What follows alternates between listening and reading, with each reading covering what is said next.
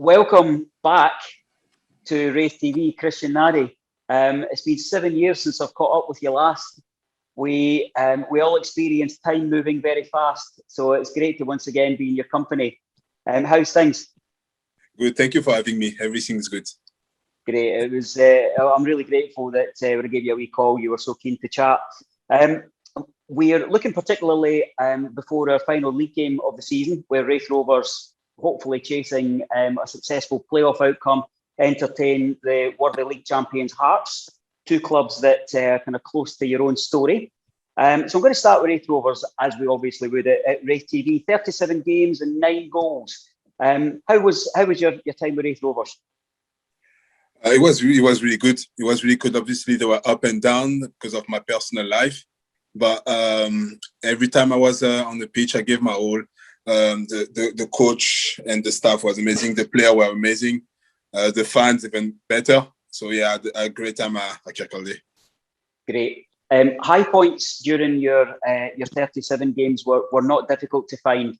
I'm going to pick on a couple of high points, and then I want to speak a wee bit about just an observation that we made from the kind of sidelines and watching that particular team. I want to take your mind back to February 2015, Ibrox Stadium. It had been a fortress, certainly, against Raith Rovers. We hadn't won there for 56 years. So even I wasn't old enough to see that particular earlier victory. But we went there on Scottish Cup duty. Quite an empty Ibrox Stadium, not the biggest of crowds, and maybe only 100, 130 Raith Rovers fans. But we came out victorious. What do you remember of that match?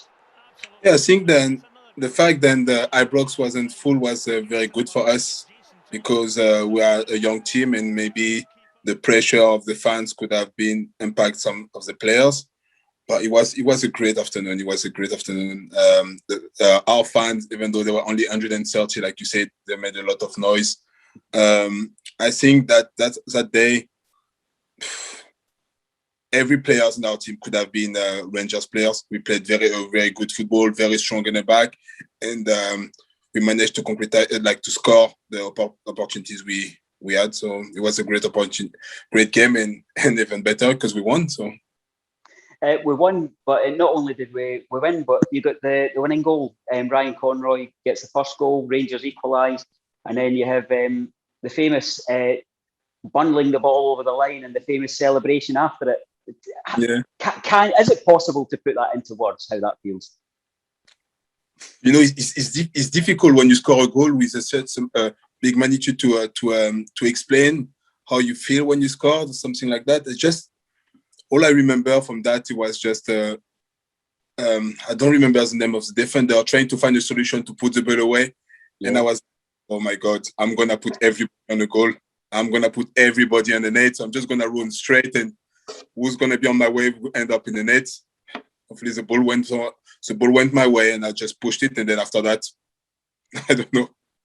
I spoke with Grant Murray after the game and he was very clear that he really thought we had an excellent chance with, Rangers were in our league at that time and he was very confident going into the cup tie. But maybe not as confident as you were. Speaking with one of the backroom team, Wayne Henderson, he tells a story that when you were substituted in the 86th minute, you had already decided that we'd won the game. Yes, you need to come with so bad to say because French people obviously have got this mark about them, some arrogance, and thinking positive. So I said, look, we've got nothing to lose. They've got to lose. We've got nothing to lose. I know we've got great players. We are very strong in the back. And I know we can score, with set pieces. We've got Ryan, who are amazing. And I know we could do something. And that day, it's like I said, with no pressure. You're in Ibrox. They're favorite to win. You've got nothing to lose. So you give everything you've got. And actually, we play, I think, even better than them. That day, we used the space the way we should have. And it's a big pitch. And we managed to use the pitch the way the perfect way. We were very compact in the same time, moving all together, and we've done very, very well. So yes, of course, I knew then the team had the capacity to win any game. When we were on our best, no team in the league could play better than us. unfortunately, we didn't manage to play our best enough in the league. But honestly, our best 11 could play in any team. Yeah. Great.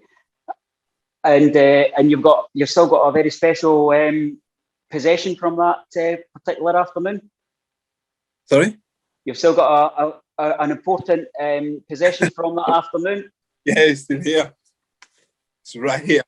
Fantastic. You know what? I didn't keep like many jerseys for my during my career. I didn't keep many, and that's one of them. It's one of the special ones. Yeah. And you did ask me if I wanted you to wear it for the whole interview, but and it still fits. Look, we just come out of I don't know how many months lockdown. I'm not going to try it right now. I've seen you wearing it. You can still pull that jersey off. Don't worry.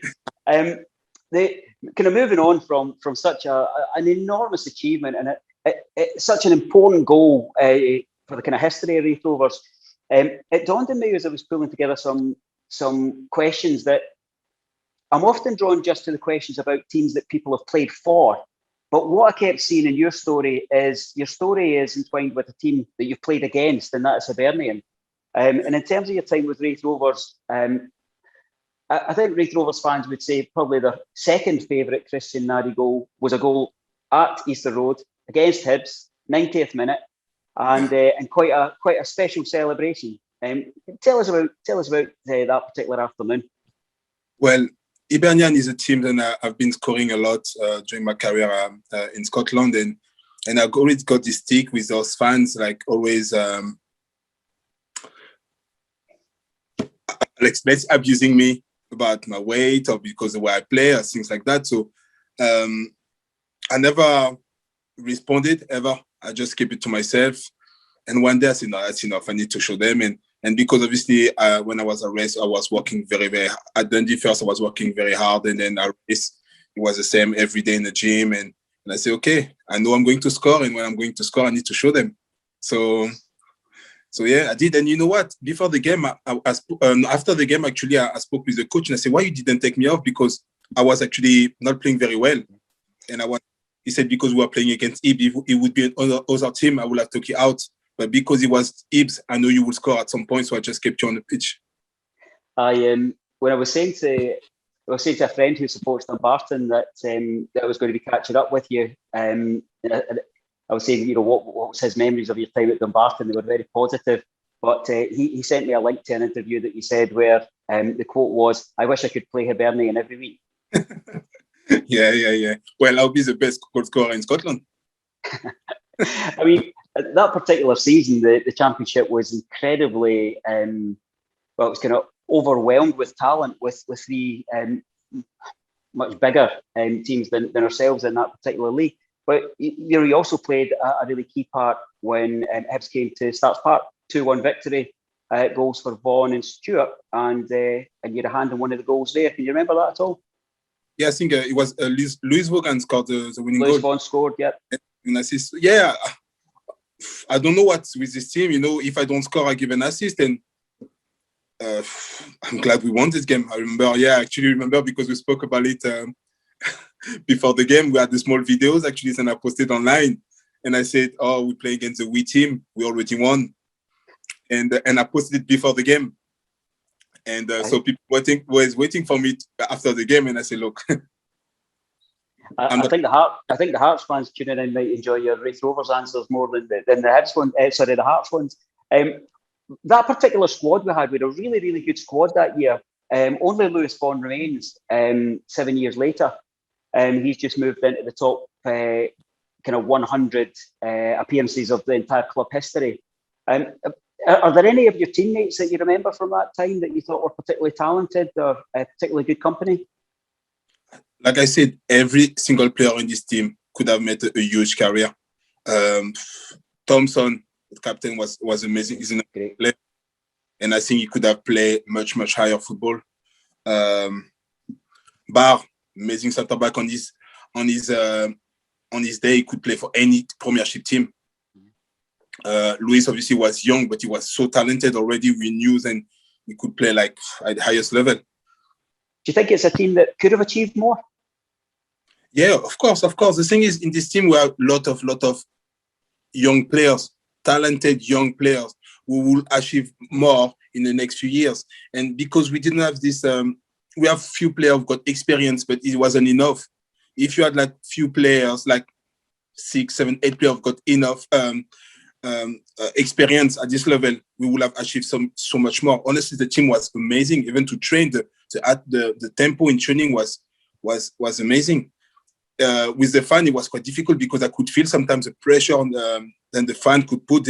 Obviously they knew the fans knew the squads, they knew our possibilities, they knew what we could do. And when you don't achieve at some point, they put pressure on the player, and the player sometimes is difficult to respond the way they should. But we should have achieved much, much more. Winning at Ibrox is not something easy, and we've done it, and we've done it with style. We didn't just stay in the back and waited for them. We attacked them. We make them post. We ask them questions, and yeah, I think there's no many. I don't think there's many games in this league that season where a team can say they boss us around. Yeah, we just sometimes didn't score or some mistakes and things like that. But we had a really, really good team, and on A games there's no many team who will beat us, especially at home. Great. How important to a team is the support staff, the goalkeeping coach, the physiotherapist, the kit man? Because that's at that time we had a very well known and a very efficient, skillful, and very humorous, funny backroom staff. How supportive were they? Oh, they were amazing. They were amazing. I've had close relationship with our late Gourlay, I think was. I was on the phone with him all the time. An amazing man. Sometime when I fell down, I was talking to him, and he put me right back up. The late Kitman as well was amazing with his granddaughter, I think. They were amazing. Always like cheer us up. The coach, the staff, they were amazing. Honestly, there is nothing I could fault this staff, and unfortunately, we didn't achieve what we wanted, but everything was perfect over there. That's it. You mentioned about the level of expectation from fans, and I wanted to ask you about a particular game that's probably, I wonder if it's the low point, certainly in this time with Raith Rovers, and maybe wider than that, because there was a game that you played in that left a really important mark on me as a supporter, as someone who interviews, and it was a game that we played against Dumbarton. I've been present when and watched with the fondness of the celebration with the goal against Hibs. As I said, the win at Ibrox that followed was fantastic. But December 14, we lost 2-1 at Dumbarton. Scott Agnew scored a late penalty. And I remember it so vividly because at the end of the game, the frustrations of the fans boiled over. And they were at the touchline. There was a group shouting at the players, and you were kind of caught up in that. And I think your kit man kind of got you away. Got the rest of the team down the tunnel, and I was waiting to interview the manager. The kit man came out and said, the players are fine, Christian's fine, but it left a real impression on me thinking about the pressure that we supporters put on football players. How do you live with that? How do you cope with the highs and the lows of expectation? Actually forgot about this, and you just put it right back here. I remember exactly what I said and what the fan was saying. I totally understand them. You play your full-time team, you play against a part-time. The fans, even you expect to win this game. But it's a football game, At the end of the day, it's a football game, and anybody can beat anybody. And losing at Dumbarton when we knew and we should have won this game, we were already frustrated. We were mad at ourselves. We were very, very bad. And the fact that the fans, and I understand because they're traveling through every weather to come and support their team. And I can understand that sometimes with the frustration, you can't hide sometimes your frustration. You need to show. And I remember those fans at that time, they couldn't hide it. They needed to do it. And it was good. I understood that. So I went to talk to one of them, say, I understand, we are also the same, we are feeling the same. You don't need to come and shout. We already know. You don't need to highlight already our bad performance. We already know we've done something bad. You don't need to come in. And you're a supporter. not someone who have to put us down. You're meant to support us. Right. And that's why I wanted to, that's the message and I wanted to say. And yeah, of course, after that, I was fine. And actually, I think I spoke with the guy. I think so, or maybe I read something he said, and we were fine. Yeah. But yes, it's frustrating. And also, like I said, we are a very young team. So when you come and there's young players who are still developing and you come and you give them all those abuse, you know, it's very difficult here, you know. When you come and you go home and what you do is play the game and again and again, and you play also what the fans said, what you heard while you were on the pitch. If you're not strong enough, you can play on the next game, you know. And then if you don't perform well, you might lose your place. And then how you come back from that? So we were speaking about, just as we started there, it's been 7 years since we kind of spoke in an interview or caught up with each other. But one of the things I certainly wanted to share with you in this interview is 7 years ago, after that particular game, RaithTV, it's volunteers and we give our time for love of the club. But after that game, we met and we decided that we needed to do something different. And what we needed to do different was we needed to assist our supporters to see that our football players are people. Yeah.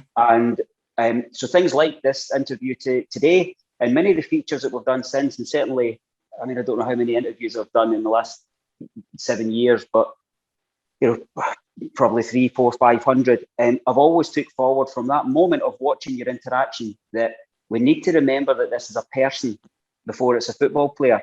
Do you think we could do, or the game in general could do more to connect fans with players in terms of players being seen as people first? I want to add something about what you said. It's not only players, it's young players. Young players. Some players got 17, 18, 19 years old. They are just out of being a teenager, you know, and some are teenager. So would you go and speak to some 17 years old in the street and shout at them or scream at them or speak at them or whatever? No, but you would do with someone who's on the pitch because he's on the pitch, because you pay a ticket, so you think and you've got the right to insult, to push. No, you push the guy to get better, push the guy to give everything he's got, push the guy for him to improve, but don't pull him down. But I can understand once again their frustration. How can you help? Maybe it's just to make them get the players closer to the fans. You know, it's easier. Sometimes it's hard to tell a guy F when you know the guy. Yeah. You know, so if the player can sometimes come around the fans, something I used to like to do when I wasn't playing. I used to like being around the fans, so I would be on the stand with the fans. So that you correct, and then you create something. So I know sometimes it's difficult to be understand because the people shouting. Some people don't know much about football. All they want to see is they score. Once someone scored there and the other one didn't score, so there's something. But try to have a relationship with the fans, that would be amazing, but very, very close, you know. I find that really interesting, and I think it's something that probably, you know, I would hope everyone takes away from the interview is that we actually remember.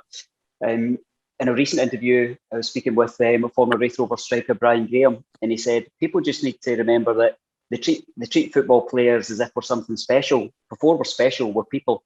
We're dads, we're brothers, we're sisters. That's what I would ask them to remember. I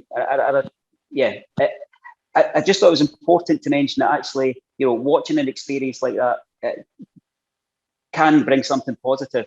And as I say, we've certainly done interviews such as this, and they have their roots in the fact that we thought we need to do something better to build a bridge.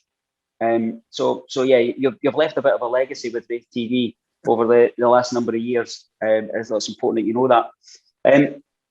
You mentioned about young players coming into the game and they're full of energy and excitement on this journey that's ahead of them. Being on the edge of a full-time football team and seeing the journey that you have to fight through to make it as a professional football player, so many players arrive and so few actually make it. Do you think we do a good job of supporting young players in the game? And in fact, I guess players in the game in the more general sense. I think people expect so much sometimes so quick from a young players because he played 2 games very well. So we expect him to be the new Ronaldo or to Messi. And we put so much pressure on the young players when we shouldn't. Just let him make mistakes, let him develop, let him do the bad things and good things. Give him time. You know, they expect like a 17 years old to play 38 games in the season so he can maybe be sold for millions and then the club make money.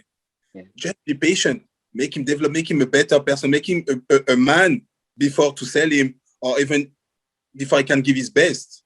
Because you can't give your best at 18 or 19 or 20. Normally, the reach of a football player is 27. The best of a player is 27.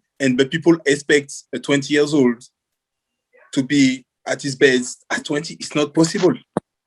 So there is that the football now is completely different. At my time, if you are managed to play for the first team or even train with the first team at 18, it was a huge achievement.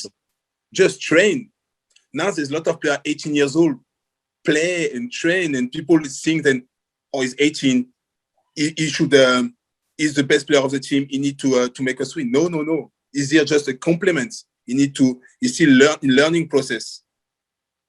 And that's what's difficult. I spoke with one coach one day who told me, if a player come to my first team coach, I don't want to name him, if a player come to professional, he should know. I don't need to teach him anything. He should know.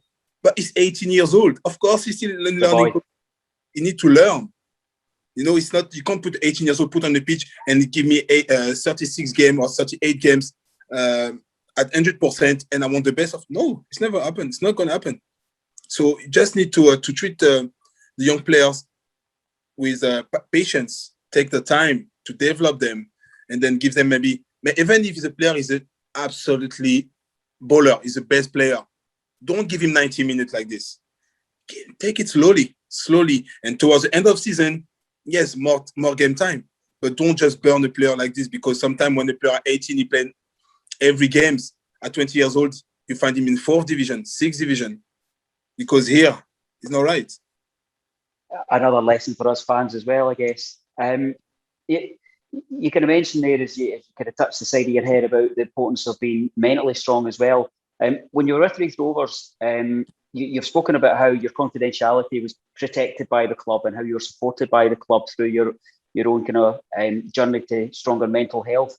What advice would you give to either a young player coming into the game who's struggling with the transition, right through to possibly an older player who's getting ready to leave the dressing room, in terms of what steps could they take to keep themselves mentally strong?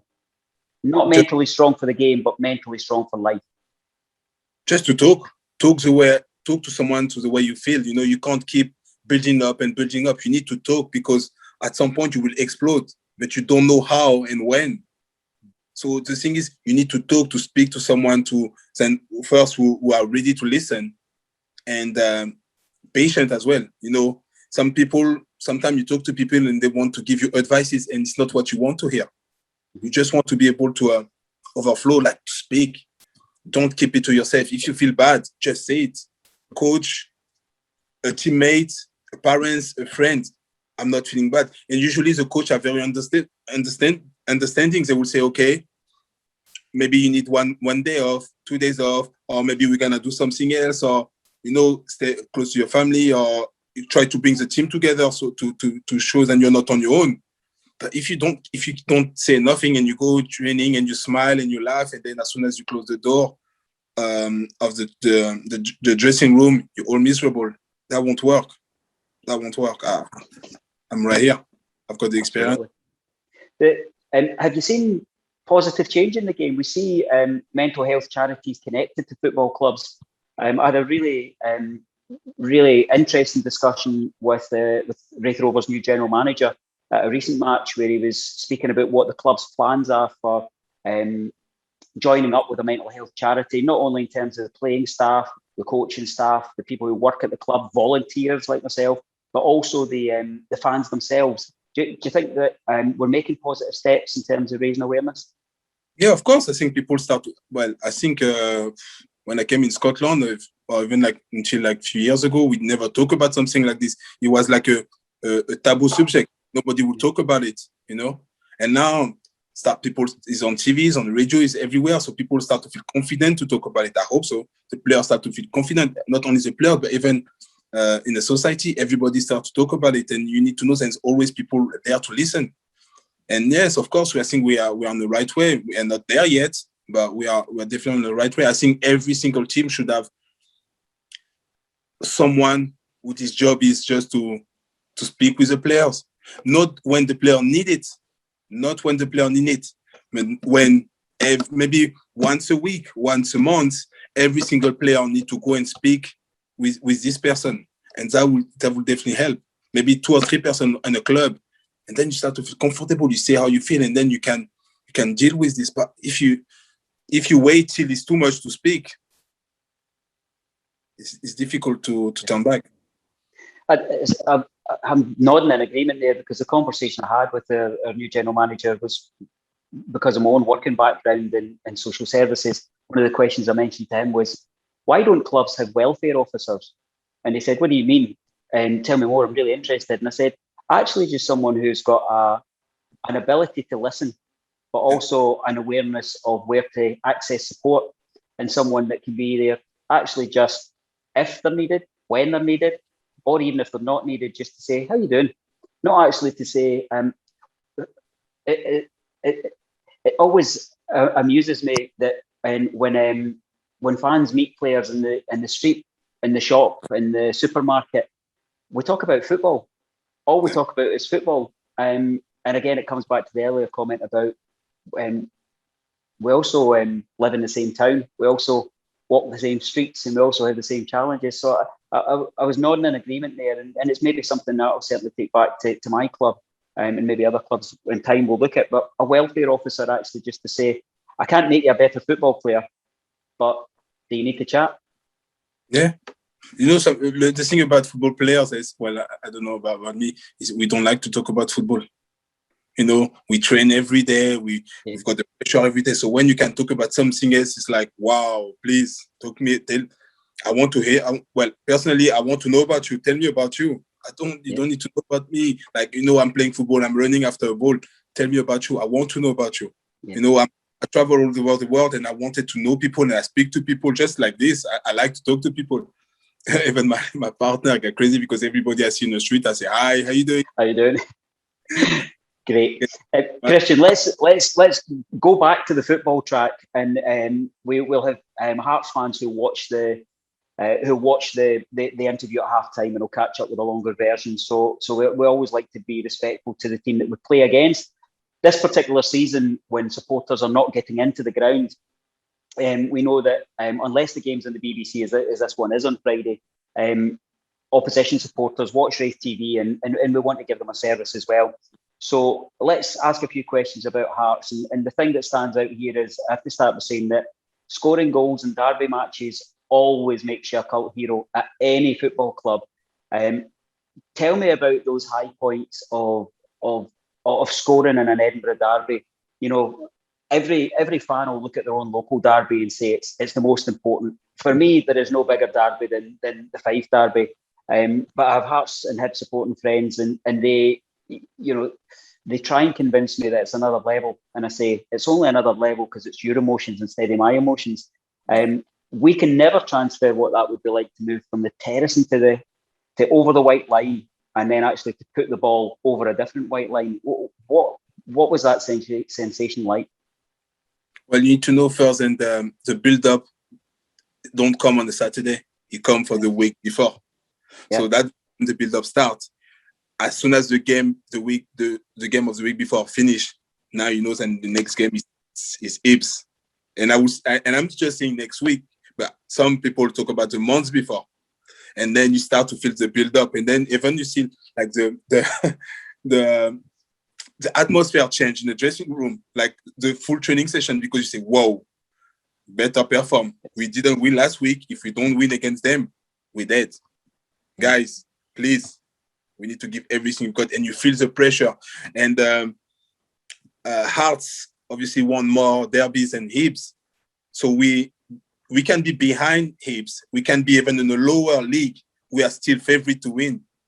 So if you don't perform, you know what's waiting for you.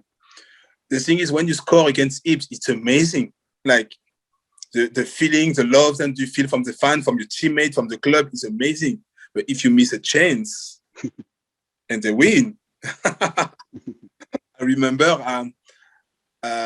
I think we played against Hibs at home, and so was the last. I had the ball on the bar, crossbar.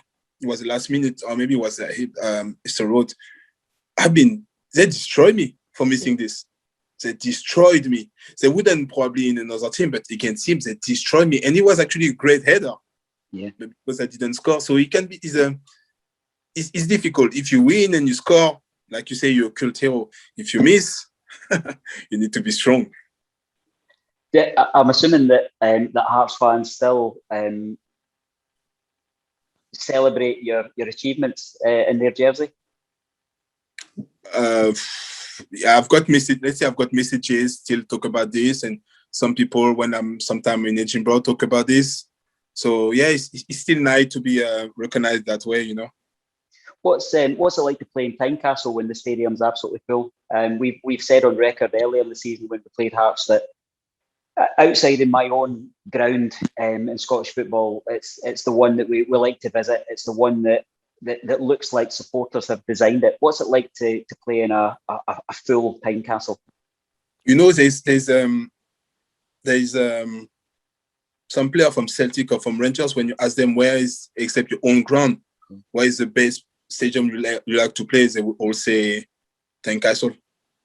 When you get there, there's like a way the fans are on top of each other, they're on top of the players, and you feel it's weird. It's the atmosphere. It's like actually you feel the pressure right there when you go for a throw-in, and then the player, the fans can grab once, or you just go take like 2 steps back, and you feel the fans just behind you insulting you. Well, when you play for Hearts, it's fine, but when you're an opponent, it must be tough. This must be very, very tough. Hearts fans are tough, guys. They are very tough. Tell me about your manager when you were at Hearts, Chava Laszlo. I noted one of your interviews. You spoke really fondly of him when he was just before he became the Dundee United manager. You were saying, "Look, this is a good manager."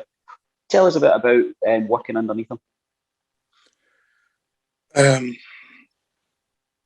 Chava is a straight guy, so he will come to you and he will tell you the way it is. He won't try to pretend or anything. If you played good, he will say you've been good. If you play bad, don't expect him to say you could have done better. No, you've been bad.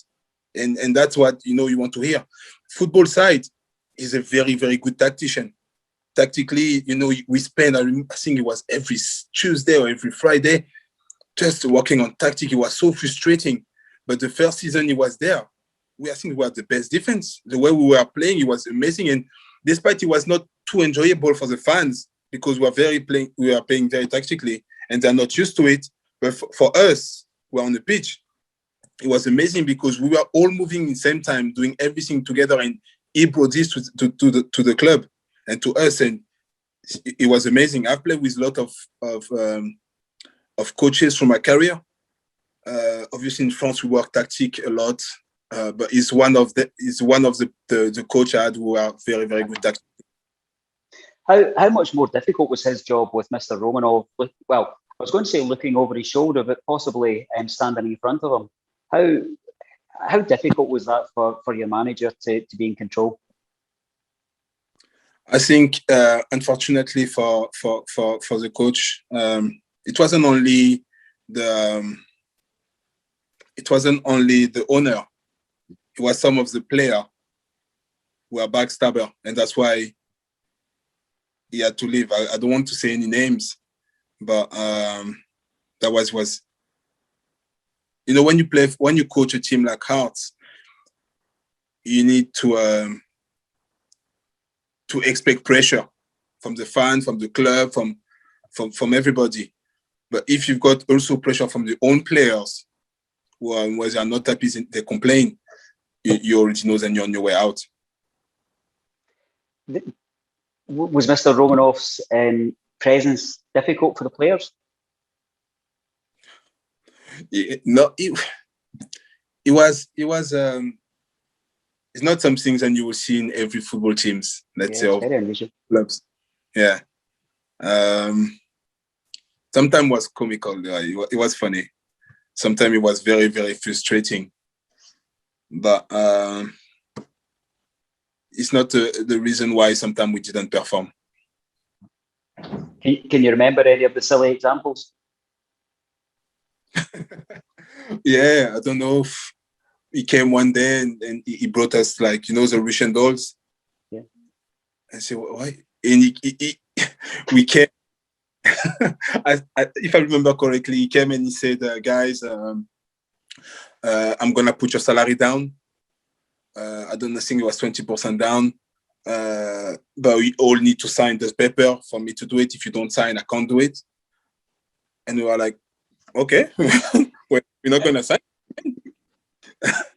But he still done it, by the way. Okay. And at the end of this meeting, he came and said, guys, I need to give you something. And he gave us like Russian dolls. I'm like, what do you want us to do with this? So I left mine, just saying, no, I don't want it. It wasn't Russian dolls with his face on it, was it?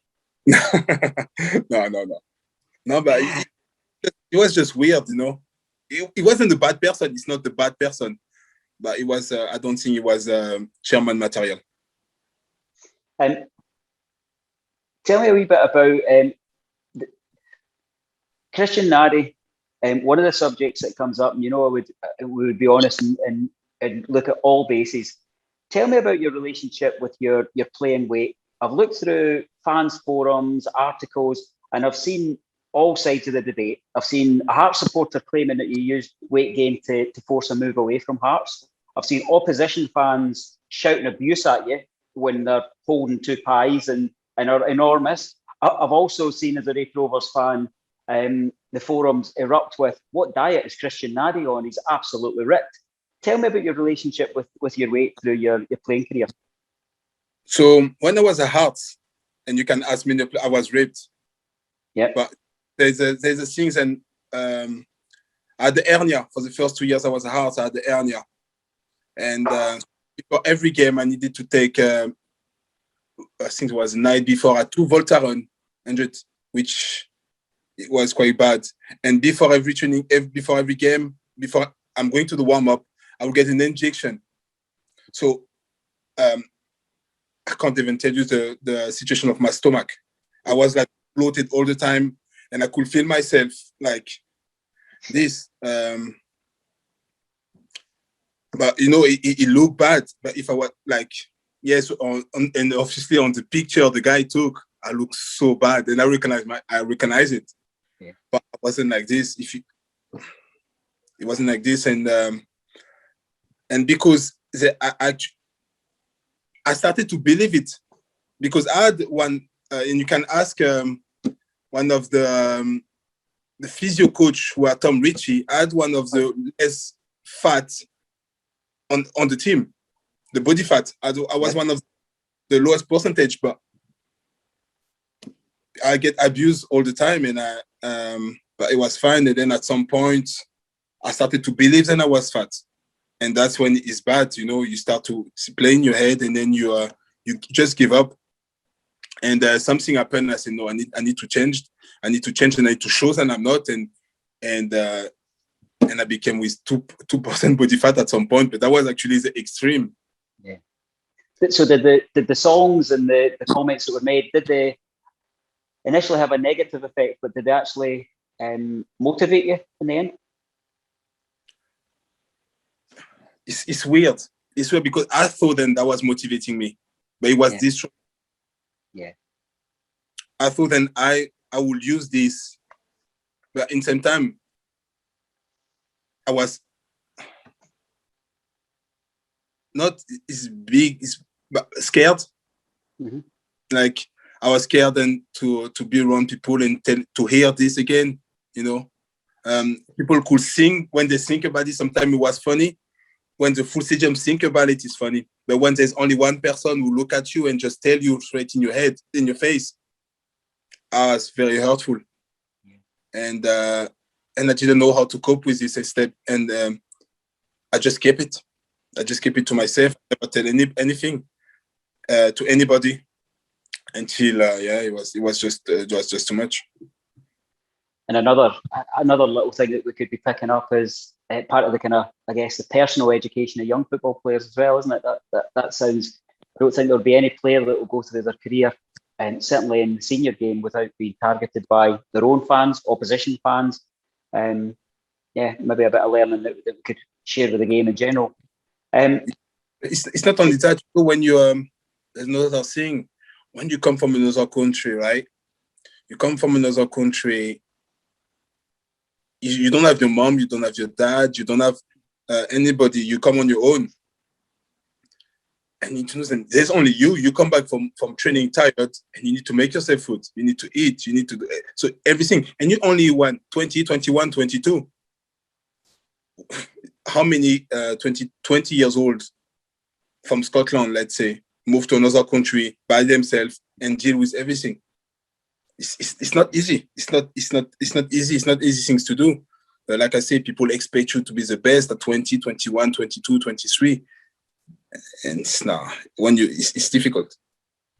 It's interesting because, the professional game's been in our country for so long, but you're saying so many things that are true of what's happening in our own club at Raith Rovers, where, we're speaking about, we've got a long history, particularly actually with players coming from France.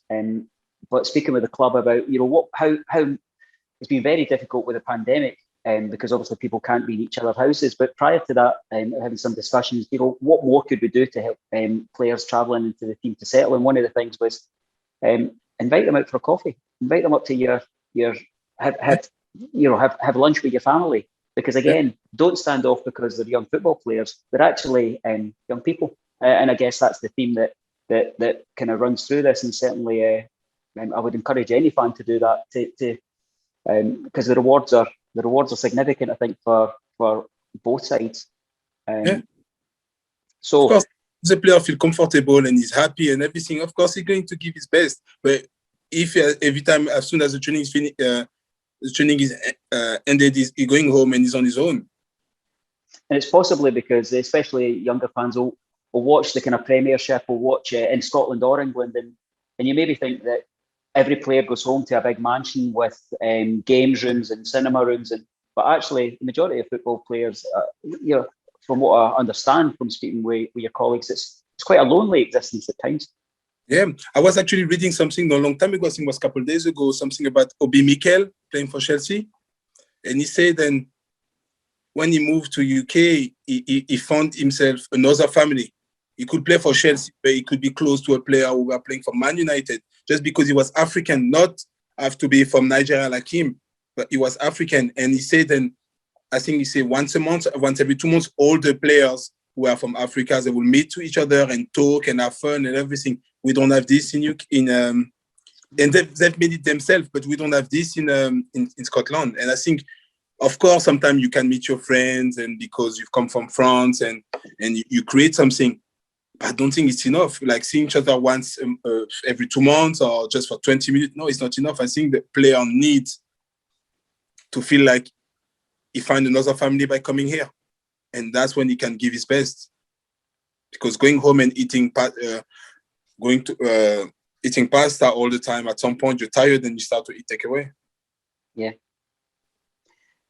Tell me about the journey out of football.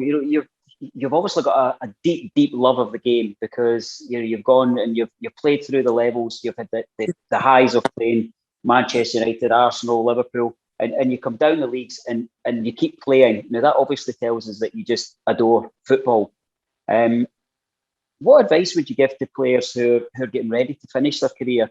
Because the reason I ask that question is that I've interviewed lots of former players from Raith Rovers over the last kind of 15 years or so, and the one thing they always say they miss the most is the dressing room. How do you make that transition from the dressing room out to the ordinary world where it doesn't exist? It's difficult. At some point, actually last year, I wanted to stop and I said, I can't, my body needs to rest, I want to stop. And then I was like, no, I need this. I need to be around the boys. I need to be in the dressing room. I need to talk. I need to have these banters, and I can't have anywhere else. I need to listen to the lies of the boys. I want to. There are fake stories, swearings, and it's true when you know that, man, you never been on the moon. We know that. Calm down. Yeah. So yeah, you miss those things, and that's something that you can't find anywhere else, you know. And I just went back and played for this junior team and bank, which it was I had a great time. Yeah. No, it's difficult. It's not something that you can. I think for everybody will be different. You know, I like to be around the boys. I like to laugh. I like to be sometimes the clown, or to be the one who will be the tough one. And when there's not this, it's like you need to recreate yourself. You know, you need to you see the world differently, because it's not the same anymore. It's difficult. Like, what I'm gonna do to me, yes, I love football. I've been through every like from the bottom to the top, and top to the bottom. Yeah. But I loved it. Obviously, sometimes it was difficult, but I loved it. And I was telling the boys, because I was playing for Handbank, and I sent a message yesterday, and I said, at some point I stopped.